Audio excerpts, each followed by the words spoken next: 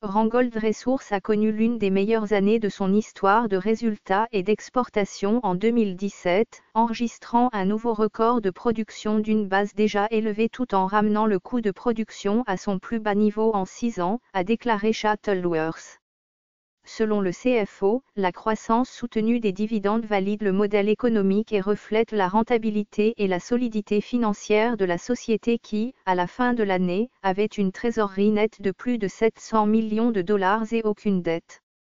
La compagnie, a-t-il rajouté, a l'intention de maintenir une position de trésorerie nette d'environ 500 millions de dollars pour financer de nouvelles opportunités de croissance, tandis que tout excédent de capital sera restitué aux actionnaires.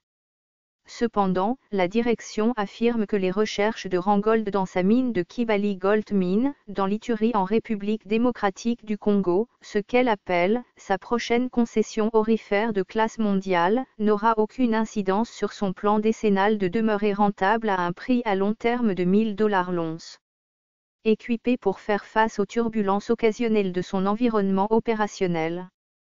Parlant des négociations en cours avec l'État congolais au sujet des modifications apportées dans le nouveau code minier, l'entreprise minière basée sur l'île de Jersey en Angleterre et qui exploite la mine d'or géante de Kibali, a déclaré qu'il était déterminé à œuvrer en faveur de partenariats positifs.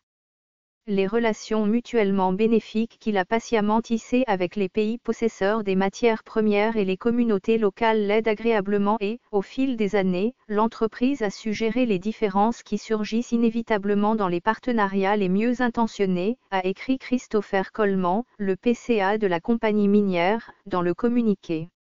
Randgold est par conséquent persuadé qu'il est bien équipé pour faire face aux turbulences occasionnelles de son environnement opérationnel, a-t-il ajouté.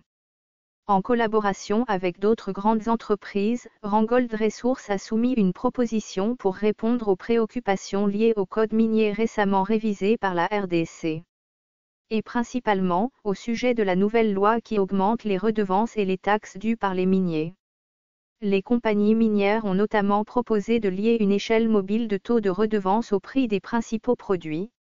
Ce qui, selon eux, serait un mécanisme plus efficace que la taxation sur les superprofits qu'ils appellent la taxe sur les bénéfices exceptionnels, introduite dans le nouveau code.